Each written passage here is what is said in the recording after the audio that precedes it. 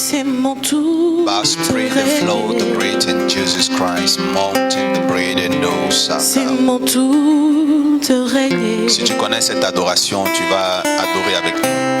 C'est mon tour de régner. C'est mon tour de régner. C'est mon tour de régner. C'est mon tour de régner. Jésus, oh, c'est mon tour de régner. C'est mon tour de régner. C'est mon tour de régner. Jésus, oh, c'est mon tour de régner. Oui, c'est mon tour de régner. C'est mon tour de régner. Jésus, oh, c'est mon tour de régner. L'on avait dit que je n'allais jamais m'enfanter, que je n'aurais jamais du boulot, que je n'allais jamais voyager dans la vie. Pourtant c'est faux. Mon Dieu m'a créé pour régner. Je suis né pour régner. Je suis né pour régner. Cette année, c'est mon tour de régner. C'est mon tour de régner. Jésus, oh, c'est mon tour de régner. C'est mon tour de régner. C'est mon tour de régner. Jésus, oh, c'est mon tour de régner. L'on avait dit que je n'allais jamais me marier, que je n'aurais jamais un enfant, que je serais toujours malheureuse dans ma vie. Pourtant c'est faux. Comment? Mon Dieu m'a créé pour régner. Je suis né pour régner. Je suis né pour régner. Cette année, c'est mon tour de régner. C'est mon tour de régner. Jésus, oh, c'est mon tour de régner. C'est mon tour de régner. C'est mon tour de régner. Jésus, oh, c'est mon tour de régner. Alléluia. Merci Seigneur. Cette année 2021, je sais que quelque chose de puissant, de glorieux va se passer pour moi au nom de Jésus. Seigneur, nous avons 365 jours. Seigneur, nous avons 32 semaines. Donc 52 semaines. Nous avons 52 lundis, 52 mardis, 52 mercredis, 52 jeudis, 52 vendredis, 52 samedis et 52 dimanches. Et je sais que parmi ces 52 semaines, il y a un lundi où je vais prendre fonction dans ma promotion de vie. Il y a un mardi où je vais aller retirer la somme que je n'ai jamais eue. En cette année, je sais qu'il y a un samedi pour mon mariage, il y a un vendredi pour mon mariage. Quelque chose d'heureux va m'arriver dans le nom puissant de Jésus. Seigneur, c'est dans ta présence que j'ai entendu ces paroles. Amen. Tu peux t'asseoir royalement. Prends ta Bible dans le livre de Actes des Apôtres 27, à partir du verset 8 au verset 14. Nous allons parler de Euraculon. Dans ce texte, nous allons voir une aventure périlleuse. une aventure difficile, une aventure expérimentale qui finit en beauté. Une aventure vécue par Saint Paul. Et nous allons comprendre quelque chose pour 2021. Est-ce que tu as ta Bible?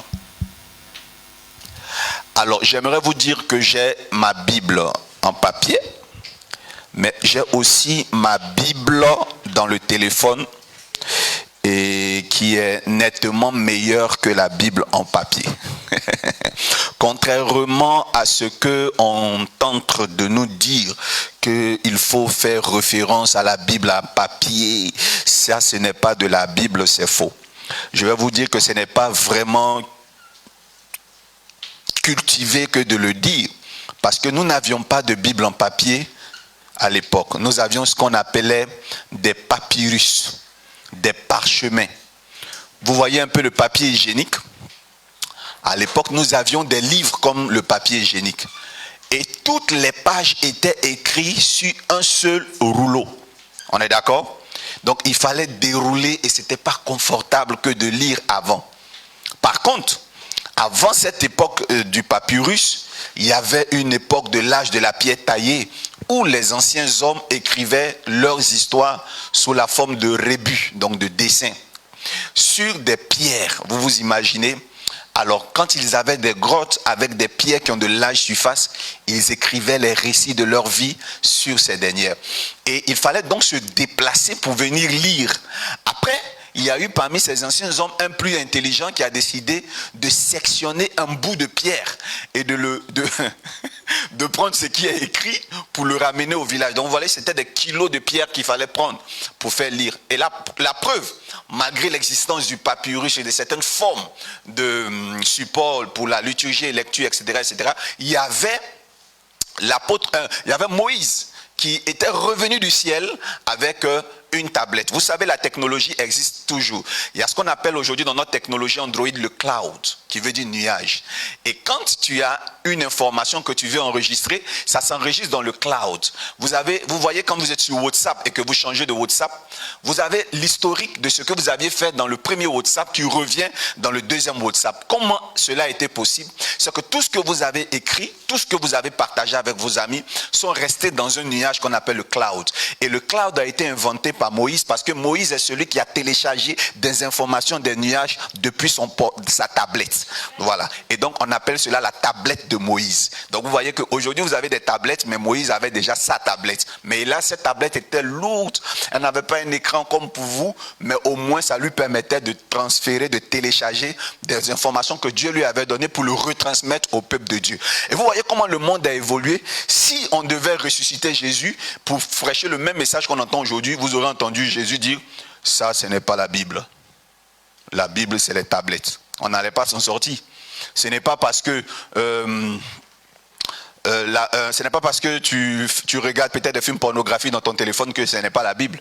La Bible est dans le téléphone et d'ailleurs même plus excellent puisque avec un téléphone tu peux avoir plusieurs versions de la parole de Dieu en une seule fois sans aller à une librairie acheter très cher.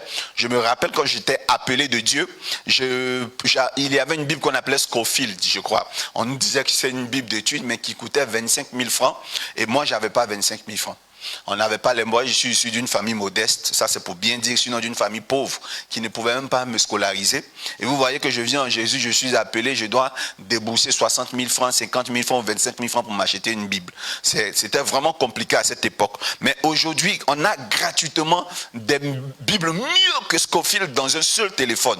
Le seul handicap, le seul problème, c'est que ton téléphone peut se décharger pendant que tu es en train de lire. Donc, dans chaque saison, il y a des failles. Même avec ça, lorsque tu l'as oublié à la maison, c'est fini. Et il y avait même quelque chose qui nous arrivait quand nous prêchions hier. Tu as bien préparé ton texte. Et puis il y a des bugs dans notre tête où tu cherches un texte que tu ne retrouves pas. Tu ne sais plus où c'est situé. Où Sophonie est située. Donc tu es là, tu bugs. Et le peuple te regarde en train de chercher, tu bugs. Ils ne savent pas que tu as bugué. Et donc c'est pareil. Vous voyez, arrêtons d'être trop spirituels. Ça, c'est aussi la Bible. Donc, s'il y a une photo prise en plein culte, une caméra qui passe devant un chrétien qui a la tête dans son téléphone, ce n'est pas un mauvais chrétien. On ne peut pas juger un chrétien parce qu'il lit sa Bible dans un téléphone. Est-ce qu'on se comprend? Mais maintenant, code de moralité, le chrétien même doit comprendre que s'il a sa Bible dans son téléphone, il faut que le téléphone soit vraiment dans la Bible et non sur Facebook. Est-ce qu'on est d'accord? Parce que moi, je connais beaucoup de chrétiens et même de pasteurs qui ont une Bible dans la main, qui font semblant de lire, qui ne sont pas en train de lire. Vous savez, tout est une question de code moral. Comment? Et ici, à la MRI, nous ne jugeons pas et nous ne sommes pas contre le fait d'avoir une Bible dans son téléphone. D'ailleurs, ça fait qu'on est moins surchargé. On est d'accord? Maintenant, les dames, vous pouvez avoir votre petit sac sans charger ça avec une grosse Bible. Ici, nous évoluons avec le monde. Amen. Moi, je me souviens, il y a une décennie en arrière, les pasteurs disaient que non, Facebook, c'est le diable. Facebook, c'est le diable. Est-ce que moi-même, je n'étais pas dedans? Non. Facebook, c'est le diable. Facebook, c'est le diable. Mais aujourd'hui, avec les pandémies, vous avez vu que les pasteurs ont fait quoi? Ont commencé à utiliser Facebook là pour enseigner l'évangile. Donc, il faut véritablement qu'on arrête. Facebook n'est pas le diable, c'est une inspiration divine. Aujourd'hui, quand on parle de Apple, donc on voit très bien des tablettes. Ça a été inspiré de Moïse. Moïse a été le premier à avoir une tablette. Amen. Donc je crois que tu es hiéré, tu es vraiment civilisé, tu es vraiment divin quand tu utilises ton téléphone aisément et aussi avec beaucoup d'astuces pour pouvoir maîtriser, connaître la parole de Dieu. MRI, nous ne sommes pas contre le fait que vous ayez des téléphones. Donc c'est ce que j'avais voulu dire à l'introduction. Soyez bénis.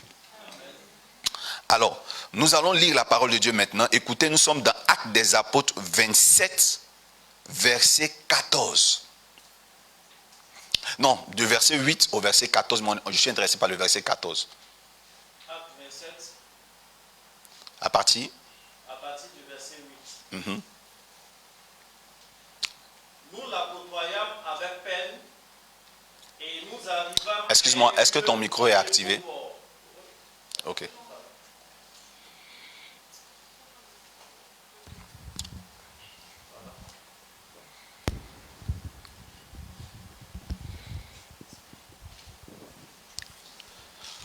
Alors nous écoutons la lecture faite par le prophète l'ange. La lecture faite par le prophète l'ange. Acte 27, verset 8.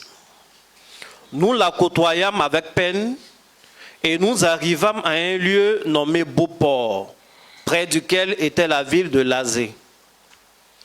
Un temps assez long s'était écoulé et la navigation devenait dangereuse, car l'époque même du jeûne était déjà passée.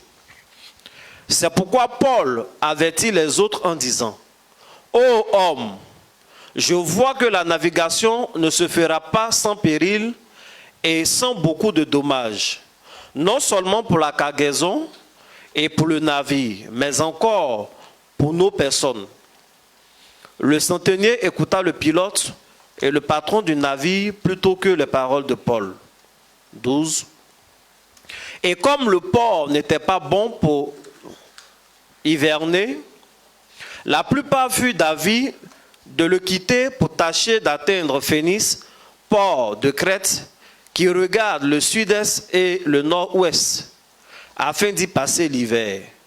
Un léger vent du sud vint à souffler, et se croyant maîtres de leur dessein, ils levaient l'ancre et côtoyèrent de près l'île de Crète. 14. Mais bientôt un vent impétueux, qu'on appelle Euraculon, se déchaîna sur l'île. Amen. Amen. On bénit Dieu. Alléluia. Clap les doigts pour la parole de Dieu. Nous étions dans Actes des Apôtres. Merci prophète de compléter. Actes des Apôtres. 27, verset 8 à 14. À 14. Nous allons continuer tout à l'heure avec le prophète. On va continuer la lecture. Alors, nous sommes au cœur de la parole de Dieu. Et vous savez que Paul il est déféré à la prison, dans une grande prison sous le contrôle des potentats de l'époque. Il faut rappeler que Israël était colonisé par des Romains et ils avaient des lois. Paul était vu comme un insurgé, il était vu comme un opposant politique. Vous savez, derrière cet homme de Dieu, il y avait une foule. Et ces idéologies pouvaient ouvrir les yeux de la population et les amener à se révolter. C'était pareil pour Jésus. Les hommes politiques craignent les gens qui ont une grande popularité. Donc finalement, ils ont pu avoir Paul. Donc Paul est tombé dans un gros piège. Il est déféré. On l'accuse de quelque chose, donc il est déféré. Il est condamné à mort, donc il va mourir dans une prison. Donc ils sont en train de l'accompagner et on est dans la Crète. Et là, il y a des périodes en Israël qu'on appelait, il y a une période en Israël qu'on appelait l'époque du jeûne. Donc ce temps était passé, ils ont attendu que ce temps passe, parce qu'en de telles périodes, on ne condamne pas. Quand ce temps est passé, on doit affecter, on doit déférer maintenant Paul. Paul part. Donc le pilote, lui, il avait compté longer la côte du sud de l'île de Beauport. On dit Phoenix. Donc ils quittaient le côté sud et ils allaient à l'ouest, au nord-ouest. Donc c'est-à-dire ils vont traverser complètement la région du bas vers le haut. Alors au début, il faisait très froid, c'est l'hiver. Il y a un vent du sud qui souffle. Donc ça va rendre la navigation lente parce que l'eau est gelée, c'est difficile. Il y a une petite tempête, donc un vent du sud qui vient. Mais le pilote ingénieux va réussir à longer les côtes et à réussir à esquiver vraiment ce vent. Mais ce qu'il ne savait pas, il y a un autre vent qui venait et ce vent c'est Euraculon. Euraculon vient de Eros, Aquilon. Eros veut dire vent du sud, plus précisément, vent de l'est, plus précisément le sud-est. C'est ce que Eros veut dire. Donc Euro, c'est la racine du continent qu'on appelle l'Europe. Vous voyez un peu. Donc c'est un dieu grec qui est né de Eos, qui veut dire aurore. Donc lever du soleil. Et le Père, ça va me revenir. Donc vous voyez un peu, il est né du soleil même et de l'aurore. Et donc c'est un vent qui était à la base d'abord un dieu. Et Aquilon veut dire vent du nord. Donc vous voyez ces deux frères dans un seul vent. Le vent de l'est et le vent de comment? Du nord, qu'on appelle le septentrion. Donc en latin c'est Aquilon. Donc le vent qui vient du nord et le vent qui vient du sud ont soufflé dans la direction du bateau de Paul. Et c'est là que tout va commencer à chambouler. Verset 15, vous allez voir ce qui va se passer. Verset 15. Le navire fut entraîné sans pouvoir lutter contre le vent et nous nous laissâmes aller à la dérive. Nous passâmes au-dessus d'une petite île nommée Clauda et nous eûmes de la peine à nous rendre maîtres de la chaloupe. Après l'avoir hissé, on se servit des moyens de secours pour ceindre le navire et dans la crainte de tomber sur la Scythe, on abaissa les voiles. C'est ainsi qu'on se laissa emporter par le vent. Comme nous étions violemment battus par la tempête, le lendemain, on jeta la cargaison à la mer. Et le troisième jour, nous y lançâmes de nos propres mains les agrès du navire. Le soleil et les étoiles ne parurent pas pendant plusieurs jours, et la tempête était si forte que nous perdîmes enfin toute espérance de nous sauver. On n'avait pas mangé depuis longtemps. Alors Paul, se tenant au milieu d'eux, leur dit: « Ô hommes, il fallait m'écouter et ne pas partir de Crète, afin d'éviter ce péril et ce dommage. Maintenant, je vous exhorte à prendre courage, car aucun de vous ne périra, et il n'y aura de perte que celle du navire. Yes. Un ange du Dieu à qui j'appartiens et que je sais m'est apparu cette nuit, et m'a dit: Paul, ne crains point. Il faut que tu comparaisses devant César, et voici, Dieu t'a donné tous ceux qui naviguent avec toi. C'est pourquoi, ô homme, rassurez-vous, car j'ai cette confiance en Dieu, qu'il en sera comme il m'a été dit. Mais nous devons échouer sur une île. La 14e nuit, tandis que nous étions ballottés sur l'Adriatique, les matelots, vers le milieu de la nuit, soupçonnaient qu'on approchait de quelque terre. Ayant jeté la sonde, ils trouvaient 20 brasses. Un peu plus loin, ils la jetaient de nouveau et ils trouvaient 15 brasses. Dans la crainte de heurter contre des écueils, ils jetaient 4 ancres de la poupe et attendirent le jour avec impatience. Mais comme les matelots cherchaient à s'échapper du navire, ils mettaient la chaloupe à la mer sous prétexte de jeter les ancres de la proue. Paul dit aux centeniers et aux soldats, « Si ces hommes ne restent pas dans le navire, vous ne pouvez être sauvés. » Alors les soldats coupaient les cordes de la chaloupe et la laissèrent tomber. Avant que le jour parût, Paul exhorta tout le monde à prendre de la nourriture, disant, « C'est aujourd'hui le 14e jour que vous êtes dans la tente et que vous persistez à vous abstenir de manger. Je vous invite donc à prendre de la nourriture, car cela est nécessaire pour votre salut. Et il ne se perdra pas un seul cheveu de la tête d'aucun de vous. » Ayant ainsi parlé, il prit du pain et après avoir rendu grâce à Dieu devant tous, il le rompit et se mit à manger. Il se mit à manger. Et tous, reprenant courage, mangeaient aussi. Nous étions dans le navire 276 personnes en tout. Quand ils eurent mangé suffisamment, ils allégèrent le navire en jetant le blé à la mer. Lorsque le jour fut venu, ils ne reconnurent point la terre, mais ayant aperçu un golfe avec une plage, ils résolurent d'y pousser le navire s'ils le pouvaient.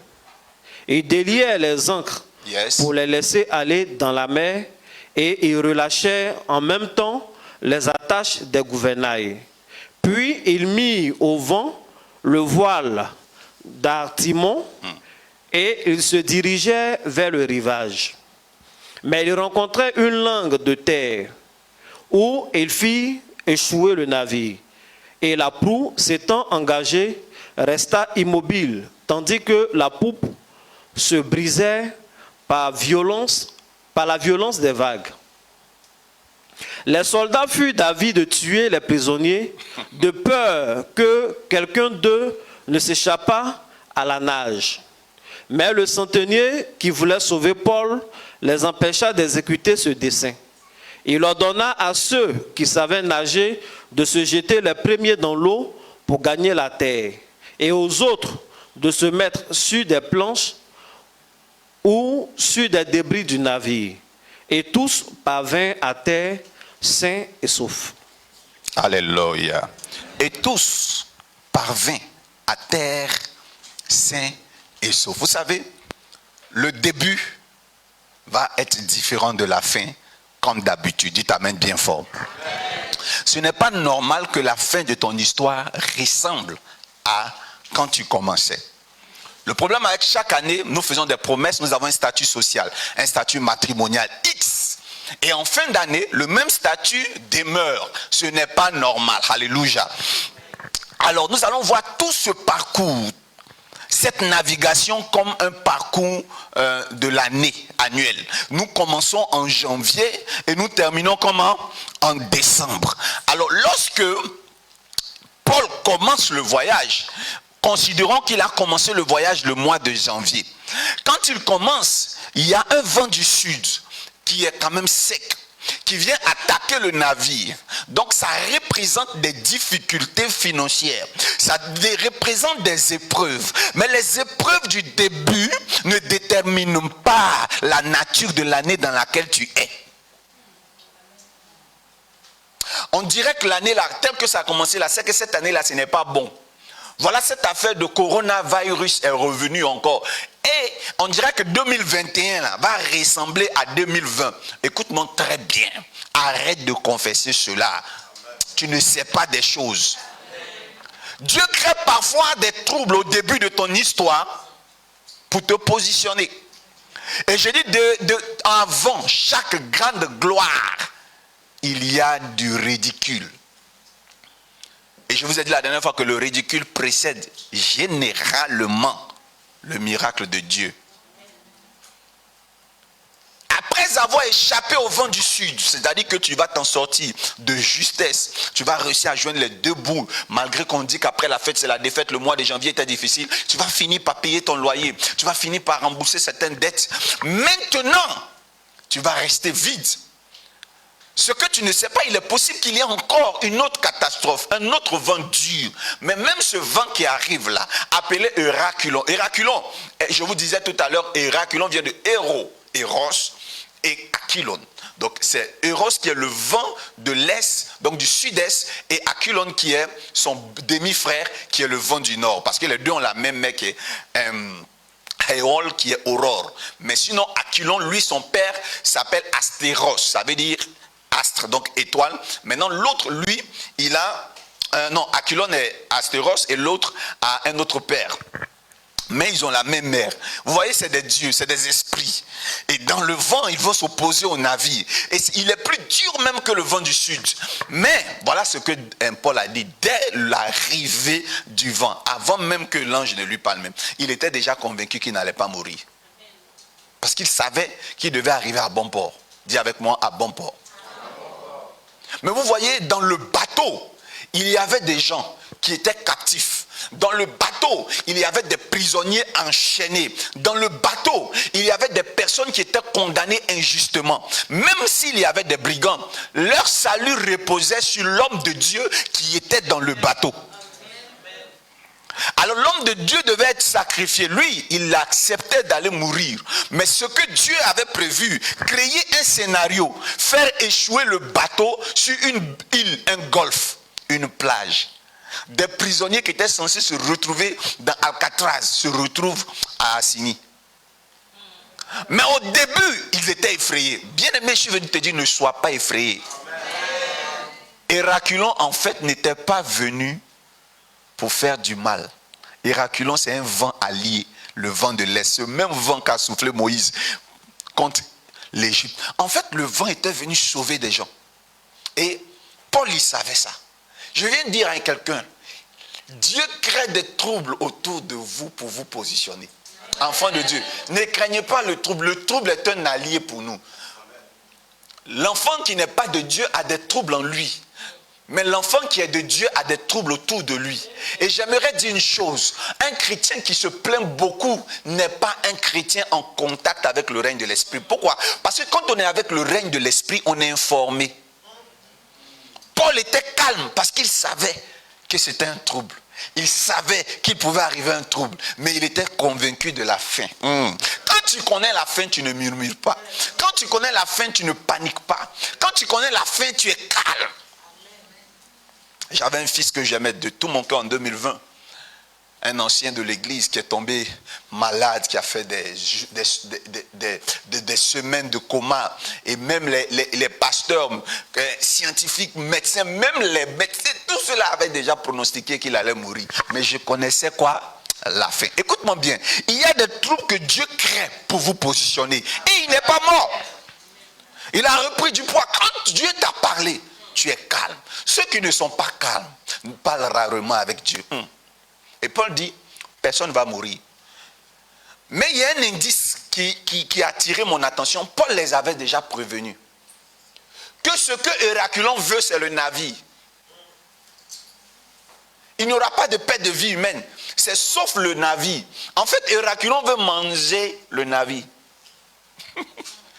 Regarde, quand déjà tu es informé sur ce que le vent veut, offre cela à l'Éternel. Car ce que tu ne veux pas faire dans le calme, tu finiras par le faire par les larmes.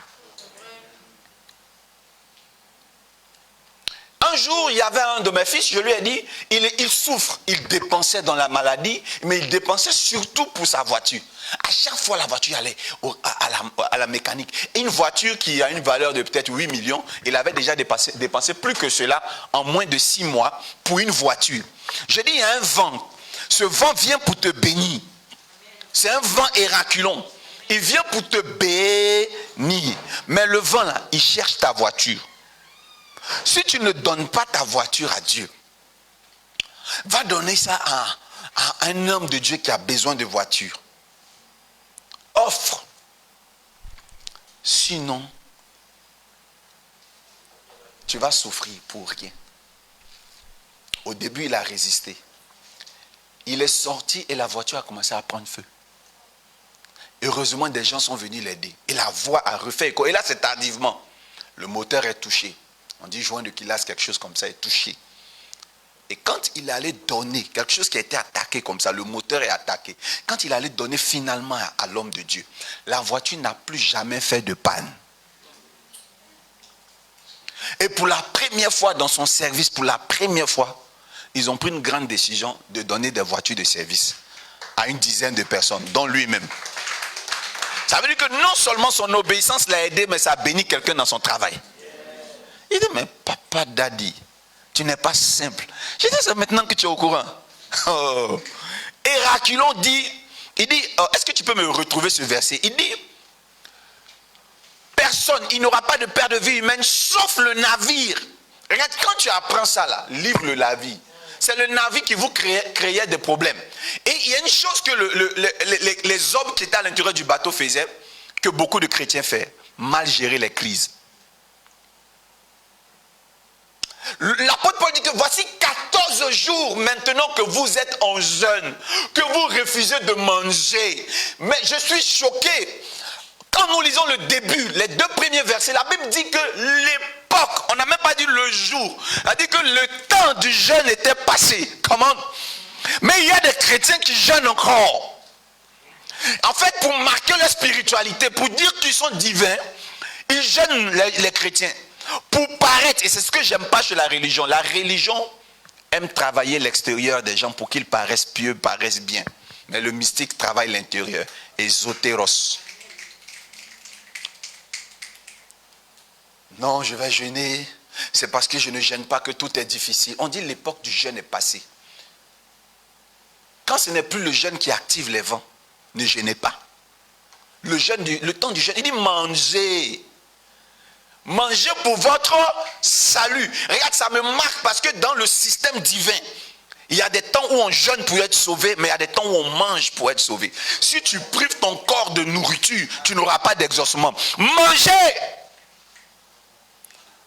Je vous donne le décret, mangez.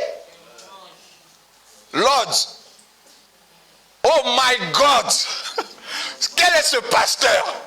Mangez. Faites-vous de belles salades, de fruits, de légumes. Mangez pour votre salut. Mangez et buvez. 2021, ne jouez pas avec la bouffe. Arrêtez de jeûner sans discernement. L'époque du jeûne est passée. Ainsi parle Dieu. Qu'est-ce que je suis en train de prêcher? Les sofika radobro. Le Seigneur dit que vous mangerez les meilleurs fruits du pays et vous jeûnez.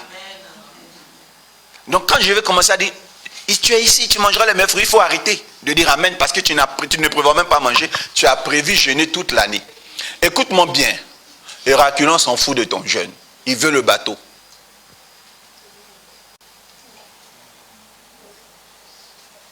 C'est bien écrit, l'époque du jeûne est passée. C'est ça, non? Et après encore, vous venez vous jeûner. L'apôtre Paul dit, mais vous êtes privés, mangez. Mais alors, avant ça, vous allez remarquer qu'ils ont commencé à faire quoi? Ils ont commencé à jeter le blé à l'eau. Qui a remarqué ça? Mais pourquoi on jette le blé à l'eau? Pour rendre quoi? Le bateau léger. Ça ne vous rappelle pas Jonas dans le bateau? Les gens ont commencé à tout jeter. Mais l'eau ne voulait pas manger quelque chose du bateau. Il y a une seule chose qu'il voulait, c'était Jonas. Tant que vous ne donnez pas Jonas là, l'eau ne s'arrête pas.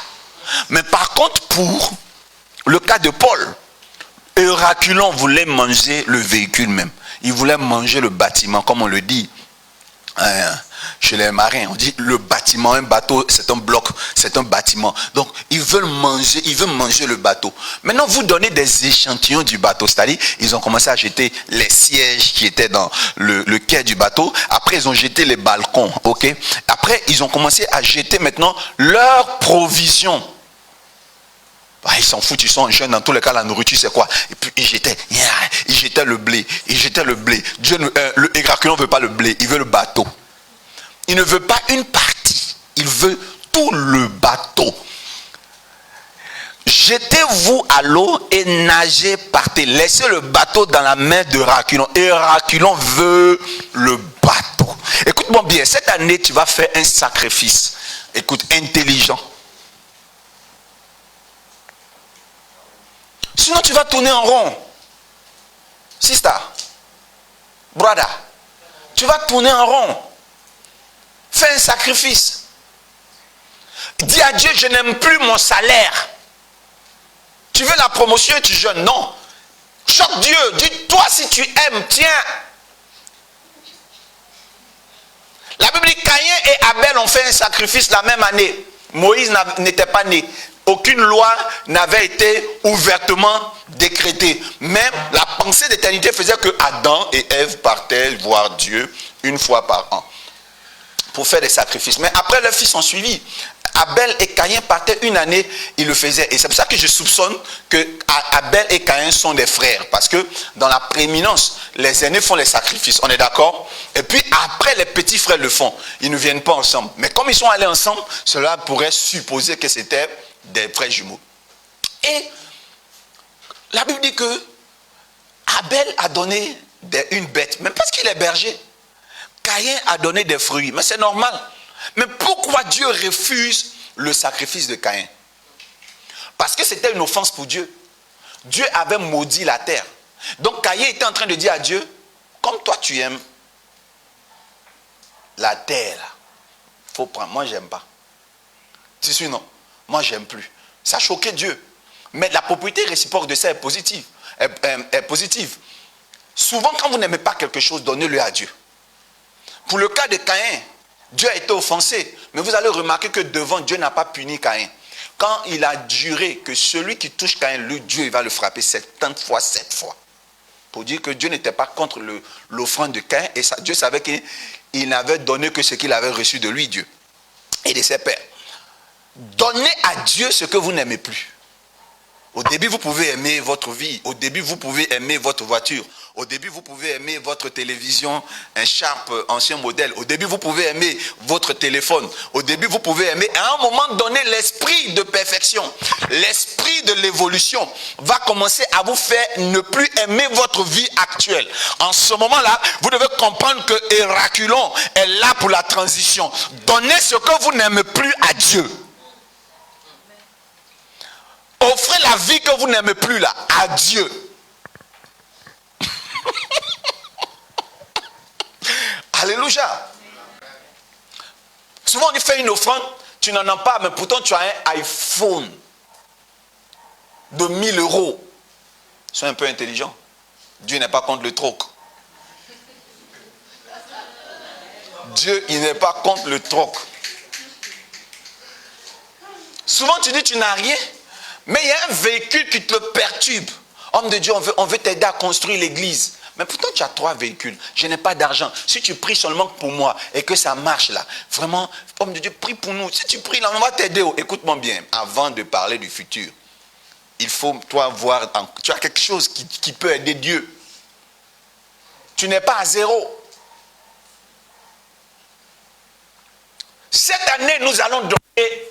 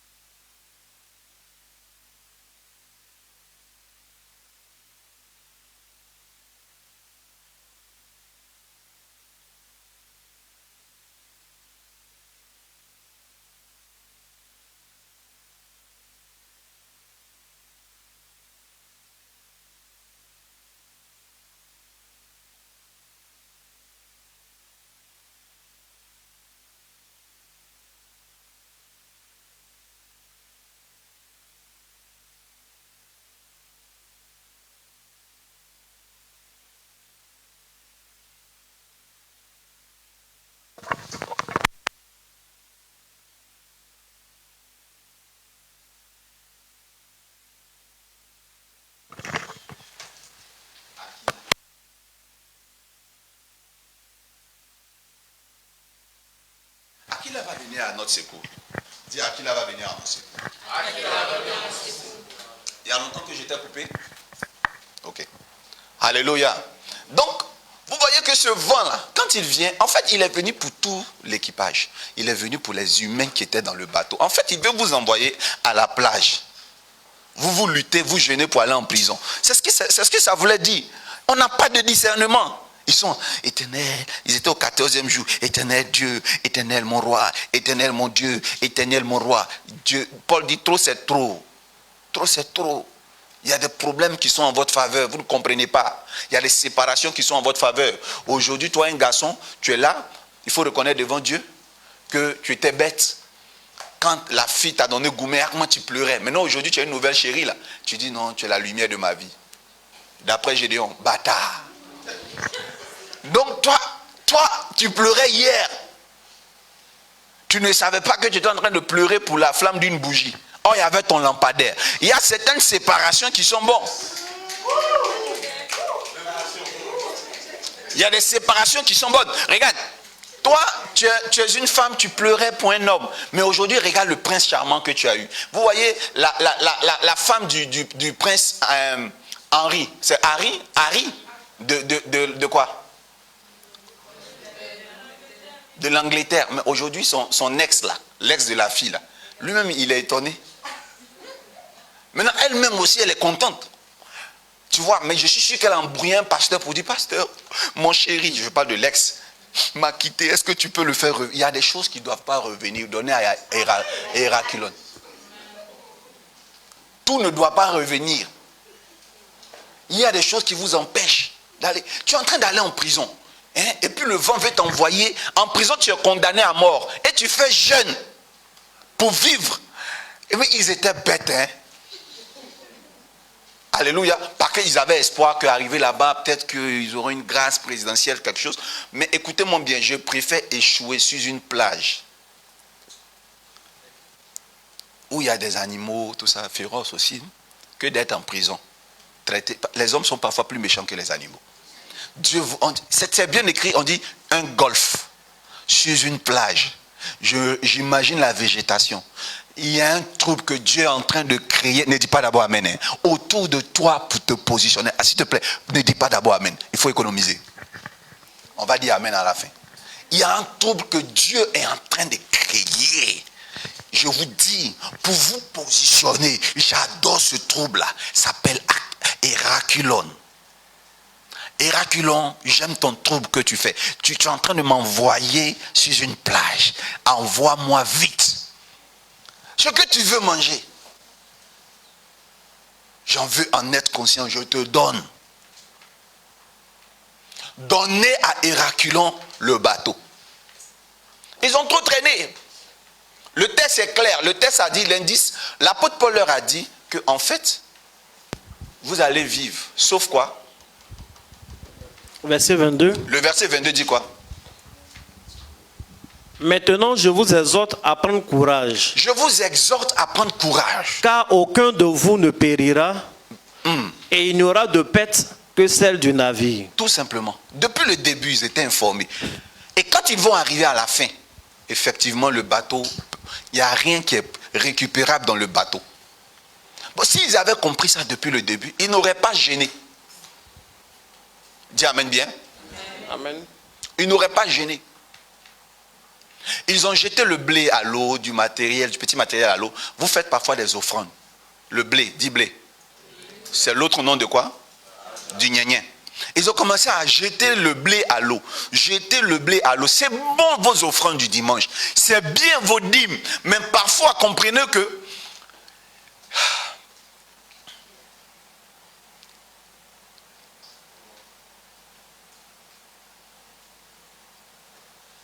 c'est bon? Donnez le bateau. En février, donnez votre bateau. Essayez d'identifier votre bateau. Il y a quelque chose dans ta maison dont Héraclone a besoin pour te faire échouer au bon port. N'attendez pas la fin. Ce que tu dois faire maintenant, là, n'attends pas de le faire à la fin. Je ne veux pas après que tu sois un peu complexé en pleine veille de prière de fin d'année en train de dire tout ça on a dit ça l'année passée. c'est les mêmes choses là. Non. Tu peux rendre le mois, l'année différente. Dis amen. Tu peux les rendre différents. Il suffit de donner ton bateau, ton navire. Alléluia. Un jour, il y a un pasteur qui prêchait, un évêque. J'ai vidé ma maison. Quand il m'a vu, il dit, mais c'est déménagement ou quoi? Il y a des moments, ne laissez pas la crise prendre trop de l'ampleur et du dessus.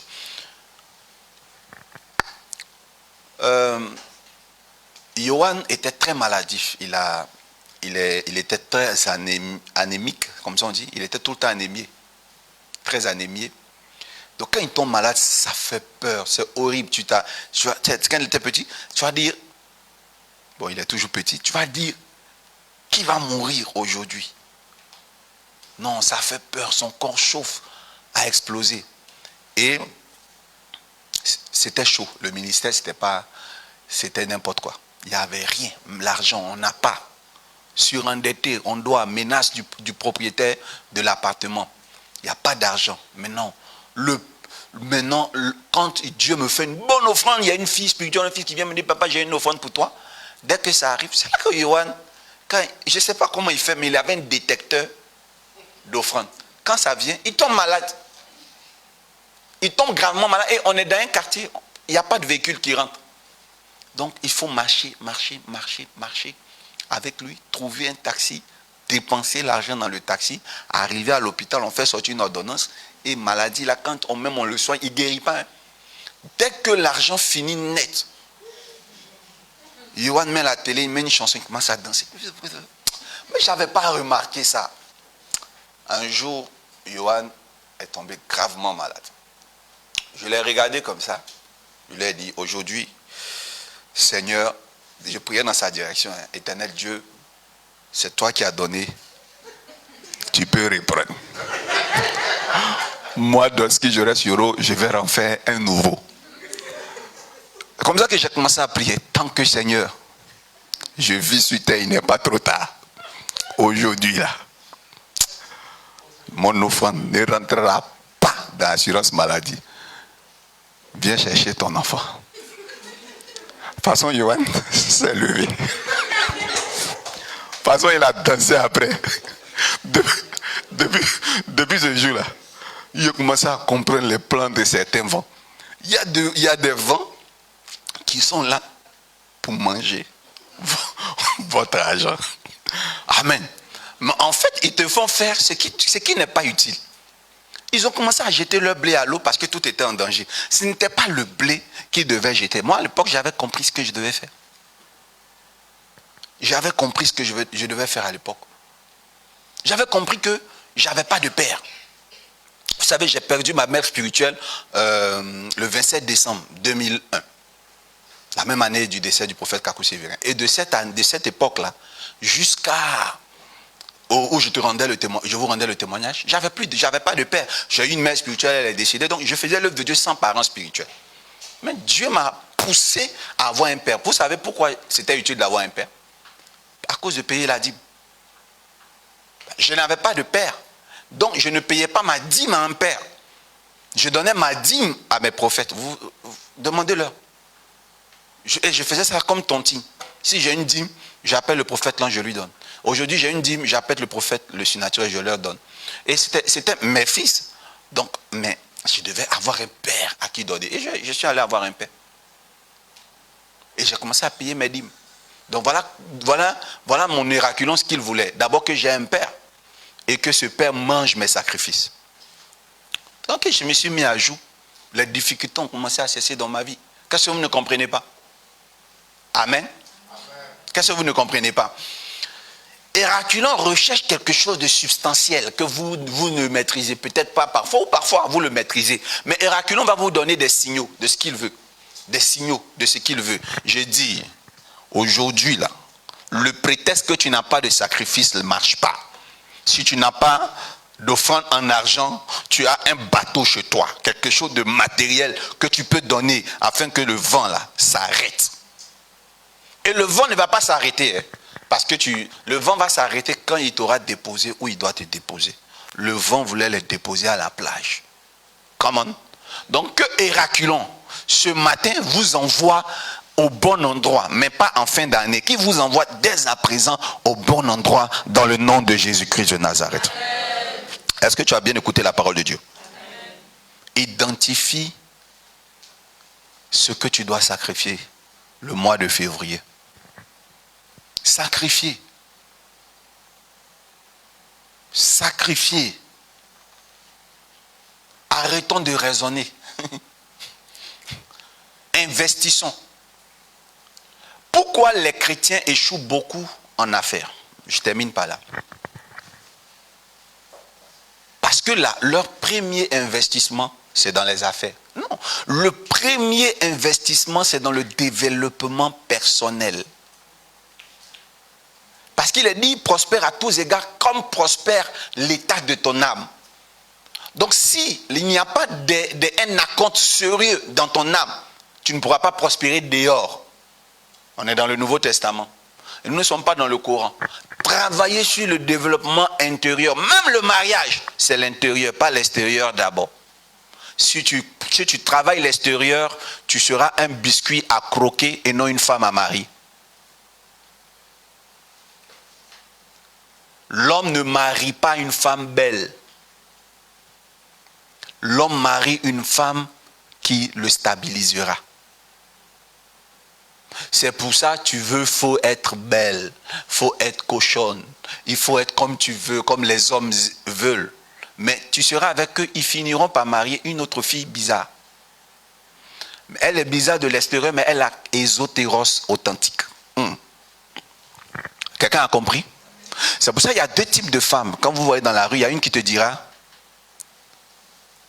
je l'ai supporté dans ses épreuves. Aujourd'hui, il m'a laissé pour une fille.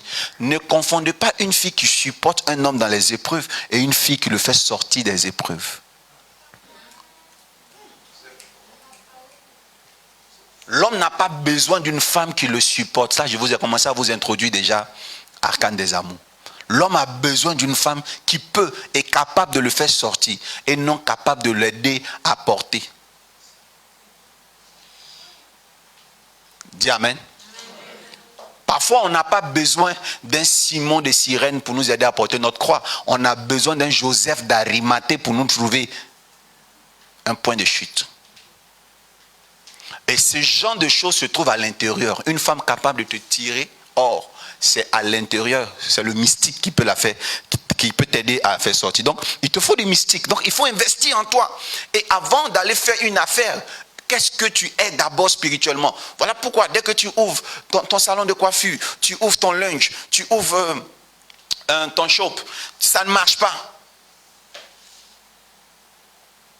Mais ta voisine, elle vient au même endroit, elle fait la même chose. Elle a des clients, mais toi, tu n'en as pas parce que ton intérieur n'a pas été travaillé. Et comment l'intérieur peut être travaillé? C'est en faisant des sacrifices. Il faut investir d'abord pendant un temps. Et puis après, maintenant, dans les sacrifices, et après, tu peux investir comment? Dans les affaires. Deux choses que vous devez savoir. Première chose, investir d'abord en soi. Et puis troisième chose, épargner dans un acompte d'éternité avant d'épargner dans un compte en banque. Celui qui peut épargner, c'est le riche. Les pauvres ne doivent pas épargner. Les pauvres ne peuvent pas avoir même un compte en banque. Je dirais, excusez-moi, je vais choquer quelqu'un, que les gens veulent, ils prennent, ils font une seconde. Les pauvres ne doivent pas avoir de compte en banque. Demandez-moi pourquoi. Ça ne s'enseigne pas, ça se vit. Un pauvre a trop de charges. Le jour, il ne fait que dépenser. Donc même s'il investit, il retournera faire quoi? Et quand vous avez un compte chèque, si vous ne mettez pas l'argent, chaque mois, on vous quoi? Il y a quelque chose on vous prélève de l'argent. Donc tu ne fais que perdre. Alors même si tu es fonctionnaire, souvent tu es là, et puis en même temps on te débite de l'argent. Même quand on épargne, tu ne deviens pas riche. Mais quand tu es riche, tu as tellement d'argent que tu peux maintenant faire quoi? Épargner et puis fermer les yeux sur l'argent. Un riche, il doit toujours investir. Un pauvre doit toujours investir. Quelqu'un comprend? L'argent du pauvre est digne pour être investi. L'investissement, c'est comme la pêche. Tu dois perdre des vers pour avoir du poisson. Tu peux perdre 10 vers avant d'avoir Vraiment un poisson. Tu jettes à l'eau le verre, après il flotte, il quitte la maison, tu dois remplacer. Voilà, tu as un poisson qui vient manger. Quand tu essaies de tirer, le poisson est parti. Investissez. Même si ça vous appauvrit parfois, investissez. Ça, je parle de celui qui a fini de régler son exotéros. Maintenant, tu peux investir. Aujourd'hui, tu vois un petit coin libre. Tu achètes, tu loues le magasin, tu mets tes marchandises. Pourquoi? Parce que tu fais confiance en ton intérieur. Après, tu vois une autre opportunité. Tu viens, tu peux investir et ça va marcher. Donc, comme je disais, j'allais terminer par là. Investissez d'abord par l'intérieur. Et puis après, vous allez investir à l'extérieur. Allez chercher vos navires et livrez-les. C'est une bonne occasion. Parce qu'en ce moment même, la MRI est en train de construire. Tu veux construire. Tu n'as jamais construit. Tu es en France, tu vis la même vie de l'Afrique. Si tu veux devenir propriétaire d'un pavillon ou un appartement, ce que tu dois faire, investir ton argent dans la construction d'une église. Même si le pasteur, tu ne l'aimes pas. Si tu apprends seulement qu'il y a construction d'église, il faut investir. Et surtout quand tu es pauvre. Je répète, surtout quand tu es pauvre, là, il faut investir. Ça choque plus Dieu. Alléluia. Parce que le Seigneur ne te juge pas par ce que tu donnes.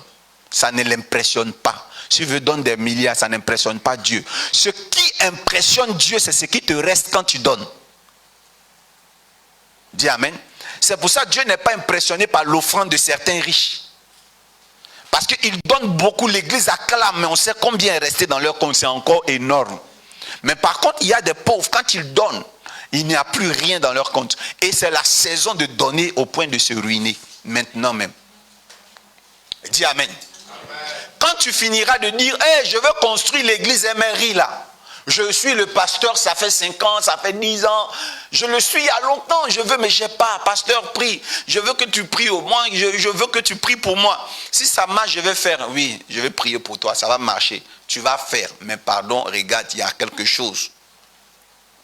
Alléluia. Il y a quelque chose. À l'époque, mes parents spirituels, Dieu leur a fait une grâce. Une dame qui avait une maison inachevée qu'elle ne pouvait plus construire. Elle était ruinée. La maison est inachevée. Tout le quartier connaît cette maison. Elle est inachevée. Les enfants ont joué dedans. Après, les fous ont joué dedans. Donc, la maison, elle ne peut pas construire. Mais aussi, elle ne laisse pas. Elle ne vend pas. C'est là. Elle avait espoir de pouvoir construire un jour. Mais elle se ruinait de plus en plus. De plus en plus. De plus en plus. Elle se ruinait. Un jour, elle a décidé de vendre le terrain. Mais il n'y a pas de preneur. Les gens, ils viennent, ils sondent le terrain, ils lui trouvent un problème. C'est un terrain qui a un bas-fond maintenant, l'eau reste. Donc, elle veut vendre le terrain avec la maison inachevée dessus. Là. Les gens ne voulaient plus. Or, c'est ce qu'elle devait donner à Héraculon. Puis elle a donné à mes parents spirituels. Ils ont commencé à prier dedans. Aujourd'hui, elle est propriétaire immobilier. Est-ce qu'on se comprend? La maison de Dieu va venir là, non? À cause de la maison de Dieu, là, il n'y aura pas de problème d'eau. C'est plus un bas-fond.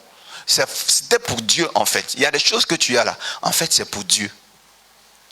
Allô, papa, j'ai un baka. J'ai fait venir ça de la France depuis 2013. Ça ne marche pas. Ça ne marche pas parce que tu dois donner, on va transporter les fidèles. Après, tu vas faire pour toi. C'est le bateau là qui te crée des problèmes. Qui comprend ce que je suis en train de dire? Quand c'est l'heure de construire là, hein, d'après les Ivoiriens, on baza, même les téléphones, on ken pour bâtir l'œuvre de Dieu, soit le héros d'une église. Amen. Et la MRI est en pleine construction. Nous avons la vidéo qui passe depuis un certain temps. Il y a toutes les informations sur la vidéo. Il faut donner. Donner à Dieu. Je suis moi-même un témoignage du donner. Je suis issu d'une famille pauvre, je dirais même modeste. Ma biographie a été lue ce matin. Je suis issu d'une famille modeste. Dans ma famille, personne ne réussit excellemment. Aujourd'hui, là-bas, les gens prient même pour avoir le BEPC. Dès que tu as le BEPC, tu deviens policier ou militaire. C'est pour ça que je suis une famille où il y a beaucoup de policiers, beaucoup de militaires. Si tu ne fais pas ça, tu es vigile. Amen. Pour quelqu'un qui connaît Balia, Daloa, Balia, s'il y a un BT de Daloa, il saura que quand on dit Balia, il n'y a rien. C'est un village enclavé parce qu'il n'y a pas eu de cadre compétent ou quand tu deviens cadre, on te tue. Quand on te voit construire, on te tue. C'est vrai que je suis homme de Dieu, mais je suis citoyen. J'ai refusé cette malédiction. J'ai donné à Héraculon. Dieu seul sait ce que j'ai donné à Héraculon. D'abord, il y a des actes symboliques qu'il faut poser. J'ai d'abord eu un père. Et j'ai commencé à m'intégrer dans le système des dîmes. Ensuite, j'ai commencé à faire des sacrifices énormes. Je me souviens, une année, j'avais donné les voitures dont Dieu m'avait fait grâce comme ça, parce que je voulais changer de situation sociale. Amen. Je voulais changer de situation sociale. Je me rappelle, après la crise post-électorale, ou bien pendant, je ne sais plus trop, on a donné mon passeport et mes papiers à une maman. Vous vous souvenez de cette maman? Il y a une voix qui lui a dit jette. Elle a jeté tous mes papiers, donc je n'avais plus de documents. Elle est revenue, elle partait donner ça à sa fille qui est policier pour je ne sais pas, pour faire quelque chose. Donc mes certificats, tout. Et il y avait mon passeport même à l'intérieur de la trousse. Elle l'a jeté comme ça. Et puis elle est revenue et elle me regarde. Elle veut me dire, elle dit, papa, j'ai jeté les papiers là. Je dis, ah, maman, tu as jeté ça où? Et pourquoi? Elle dit que, on dit, elle n'a qu'à jeter. J'ai dit, mais donc moi, je peux donner mes papiers comme ça aux sorciers. On est retourné là-bas, on n'a plus retrouvé. Et donc, je suis là, j'ai vécu sans papier. Après, s'en est suivi mon périple, mes voyages dans les hameaux, les villages pour pouvoir prêcher l'évangile. J'arrive dans les villages pour prêcher l'évangile. Je suis en train de travailler pour Dieu. Un jour, je suis en train de revenir sur Abidjan quand la voix de Dieu me dit, après toi, cette semaine, tu vas faire le tour de l'Europe pour gagner des âmes à Jésus.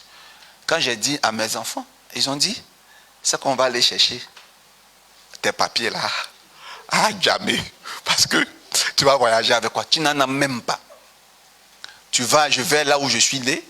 On va là-bas même, on ne trouve même pas les souches. Et c'était compliqué pour moi. Et puis c'est comme ça que Dieu a mis un homme du gouvernement sur ma route.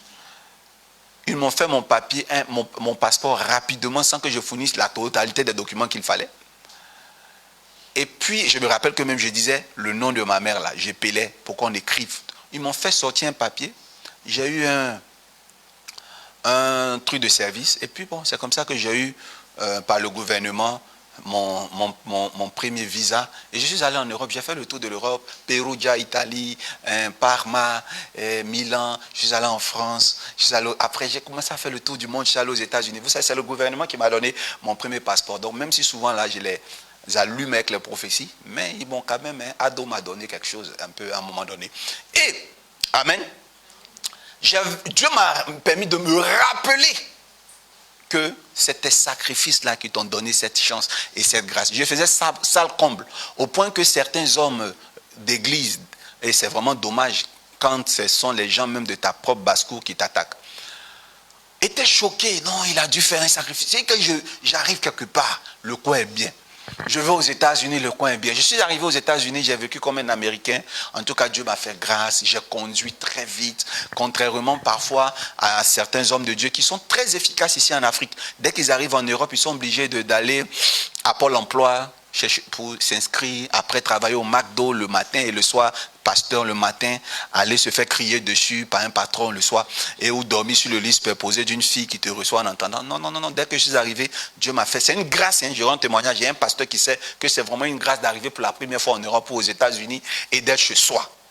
Et d'avoir rapidement son permis, et d'avoir rapidement un véhicule et se déplacer. C'est une bénédiction que nous tous on recherche, à part le salut qu'on a déjà. Donc franchement, donner à Héraculon, ça bénit.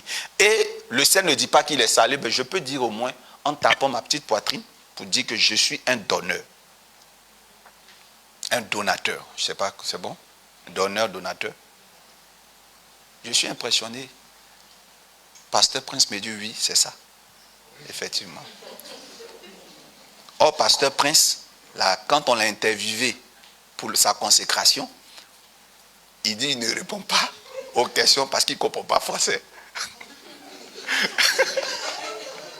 Et aujourd'hui, lui, il me dit, ouais, c'est ça, effectivement. Ouais, tu es un arnaqueur. Est-ce que maintenant tu peux dire Amen? Je commande. Amen. Peu importe le vent, que tu arrives à bon port au nom de Jésus. Amen. Nous allons prier le Seigneur pour la parole et dire merci pour la parole de Dieu. Je veux que tu clap pour la parole de Dieu. Merci Seigneur parce que je me suis laissé utiliser. J'ai demandé que ma personne ne soit pas effacée, mais que ce soit plutôt la chair qui s'efface. Parce que Dieu, tu ne peux pas travailler sans moi. Tu ne peux pas travailler sans une personne que tu as choisie. Merci de m'avoir utilisé pour aider le peuple de Dieu à comprendre le pouvoir des raculons. C'est un vent qui menace en ce moment beaucoup de foyers. Par anticipation, j'ai indiqué au peuple de Dieu la conduite à tenir pour ne pas sentir la galère cette année, la conduite à tenir pour gagner du terrain. Seigneur, je sacrifierai un navire dès cette semaine jusqu'au mois de janvier, selon l'instruction de l'Éternel, au nom du Père, au nom du Fils, au nom du Saint-Esprit, au nom de Jésus que j'ai prié et que nous avons écouté la parole, j'ai dit Amen. Amen.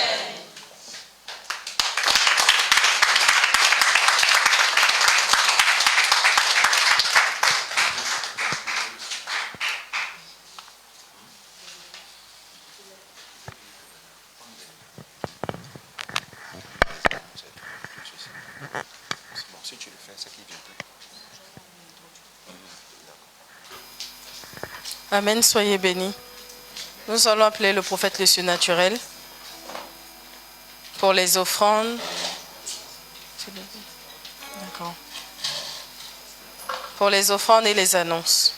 Sur vos acclamations, s'il vous plaît.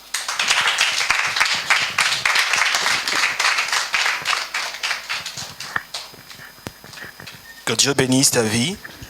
Merveilleux message. Donne ton bateau à Euraculon. Tu vas prendre ton offrande.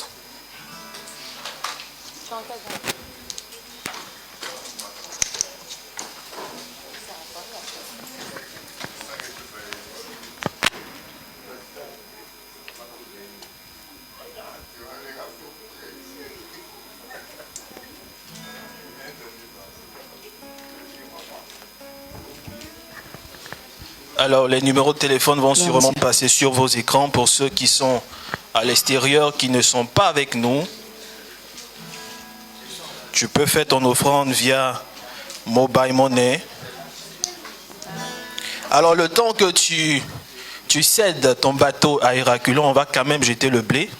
On peut jeter le blé quand même, donc tu vas prendre ton offrande. N'est-ce pas? Tu vas prendre ton offrande. Et comme nous avons l'habitude de le faire,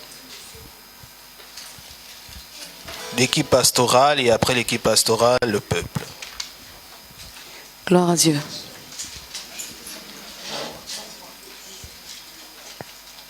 Alors, sur vos écrans s'affichent les différents numéros de téléphone par lesquels vous pourrez faire vos offrandes et vos dîmes.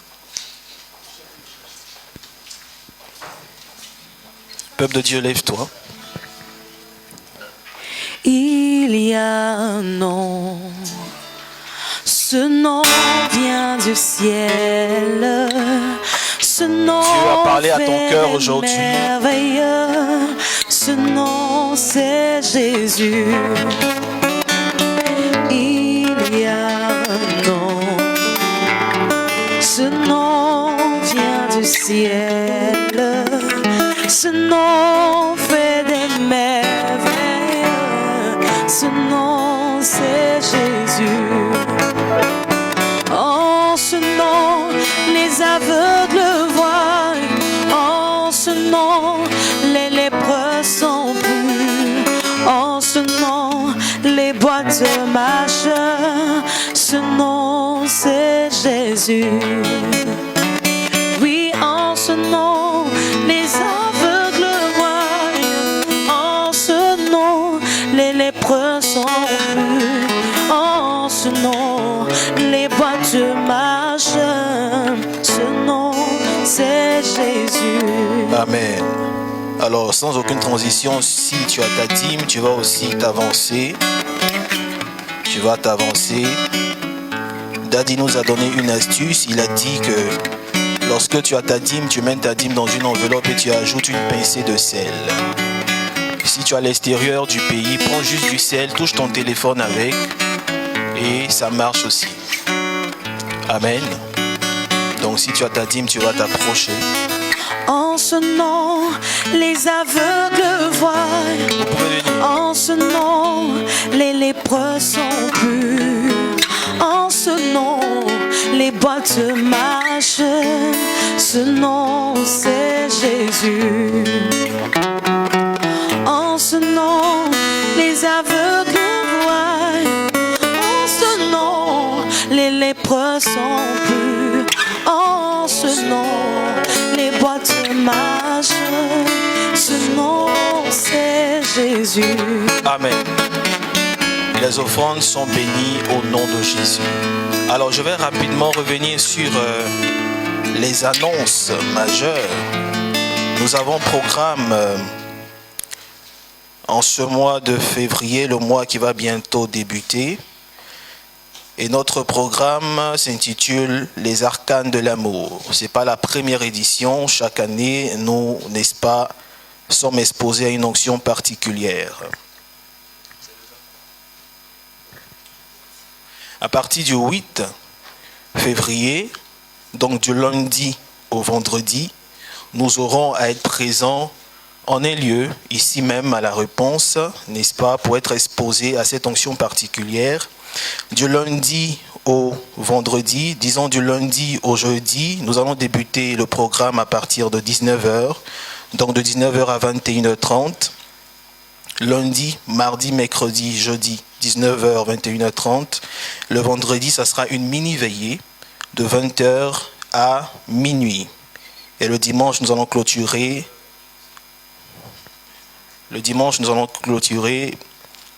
N'est-ce pas, par, n'est-ce pas, le culte de 7h à 10h. Mais le vendredi, c'est un dîner gala de 20h à 24h, donc à minuit. La Bible dit, jeune fille, ne réveillez pas l'amour tant que l'amour ne le veuille. Ça veut dire que si tu réveilles l'amour avant, tu seras dans une prison.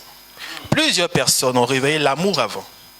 Et donc ces personnes-là sont dans des prisons. Viens, tes yeux seront ouverts sur beaucoup de choses.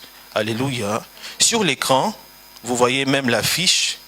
Donc il va falloir que vous vous acquittez de vos cotisations, de votre participation, pardon. La participation s'élève à 15 000 francs. Si vous êtes deux, c'est 30 000. Amen. Il sera très très très important pour toi que tu participes à ce programme parce que Dieu aura des choses merveilleuses à te communiquer. Que Dieu bénisse ta vie. Nous avons culte tous les dimanches en ligne à partir de 7h, de 7h à 9h. Il ne faudrait pas que tu rates ces moments parce que Dieu a des choses merveilleuses pour toi. Que Dieu bénisse ta vie. Je pense que nous avons fini. C'est bon. J'ai une toute dernière information. Notre Père spirituel, pendant la prédication, a parlé de quelque chose de très fondamental. La construction de l'Église. C'est très, très, très important. Si tu te sens concerné, si tu veux participer à la construction de l'Église, il va falloir que tu te rapproches des assistantes, ici, Madame Dompé, Madame Kakou, Madame Gras, pour, n'est-ce pas, te rapprocher et dire ce que tu veux bien apporter, n'est-ce pas, pour la construction du temple. Si tu es à l'extérieur, les numéros qui sont passés tout à l'heure vont encore s'afficher. Appelle, lance un appel et dis, voici ce que je veux apporter pour la construction de l'œuvre de Dieu, du temple, et Dieu, n'est-ce pas, ne te laissera pas. Que Dieu te bénisse. Voilà. La clôture, c'est 9 millions. Nous avons entamé. Et comme Daddy l'a dit, sur les réseaux sociaux, il y a une vidéo qui résume, n'est-ce pas, l'opération. Donc, écoute et vois ce que tu peux donner. Que Dieu te bénisse. Nous avons fini. Tu vas te tenir debout. Nous allons prier pour la fin.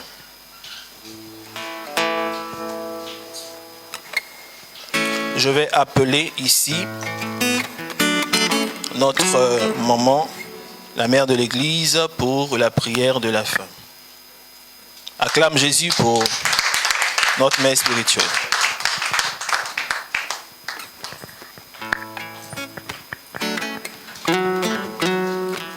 Amen. Nous avons été bénis encore ce matin par le message du prophète. Nous savons désormais qui est Héraculon. Héraculon est là présentement. Il n'a pas besoin de nos offrandes. Il a plutôt besoin de nos sacrifices. Donc,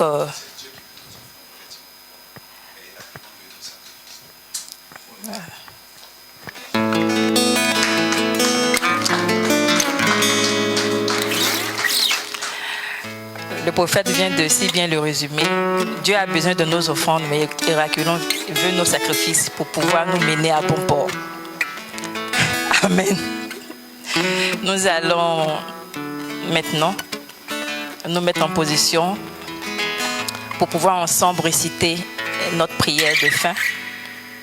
Seigneur, sois à notre départ, à notre arrivée, tout le long du chemin, que nos greniers soient toujours pleins, soit à notre retour, au nom de Jésus. Amen. Que la paix du Seigneur soit avec vous. Excellent dimanche à chacun et que Dieu vous garde.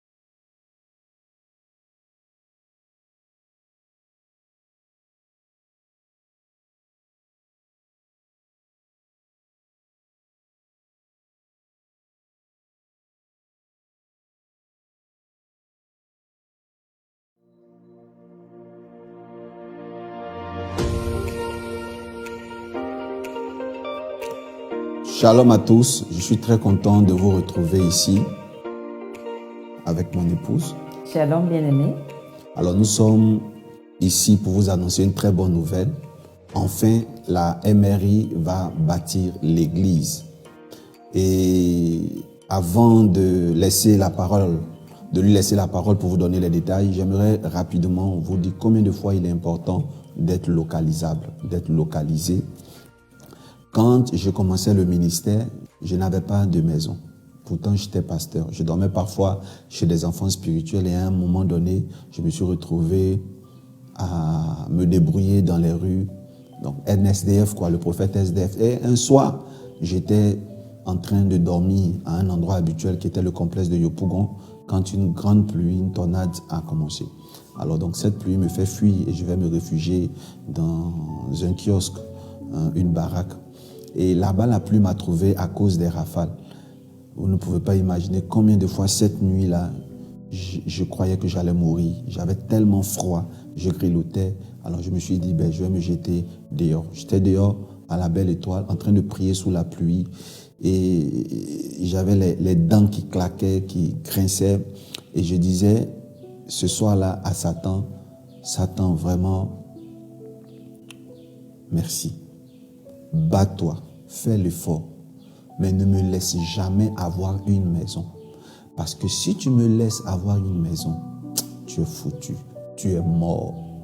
Mais je l'ai dit avec une telle force que vous ne pouvez pas imaginer. Et c'était tellement vrai, parce qu'en réalité, tant que je n'avais pas un domicile fixe, je déployais mon onction, mais je ne déployais pas tout mon potentiel. La MRI va connaître le même sort après. C'est vrai que vous avez eu de nos nouvelles chaque fois par des vidéos. Mais cette MRI que vous voyez par des vidéos, nous n'avions pas de terrain, nous n'avions pas d'église. Nous prions sous une tente. Et bien que vous ayez vu Dieu se manifester et des miracles, croyez-moi, ce n'était pas tout le potentiel. Alors pourquoi nous sommes heureux ce soir? nous sommes heureux tout simplement à l'idée de savoir que enfin la MRI va bientôt bâtir et on va se montrer les choses. Enfin, la MRI va bientôt bâtir et nous sollicitons par la même occasion votre aide. Nous vous avons tous vu consternés lorsque les images de déguerpissement sont apparues sur les réseaux sociaux. Mais nous avons le plaisir de vous annoncer aujourd'hui que c'est fait. Oui, c'est fait. En tout cas, c'est vraiment fait. Comme elle a dit, vous ne pouvez pas imaginer notre soulagement. Et c'est le soulagement de tous ceux qui nous suivent parce que aux premières heures, comme elle a dit, de l'annonce du déguerpissement de l'Église, nous avons tous été mobilisés, tous attristés. Et aujourd'hui, c'est l'occasion, n'est-ce pas, de faire parler votre cœur. Et les numéros et toutes les informations s'afficheront au bas de l'écran et à la suite de cette capsule. Allez, à très bientôt. Que Dieu vous bénisse. Que Dieu vous bénisse.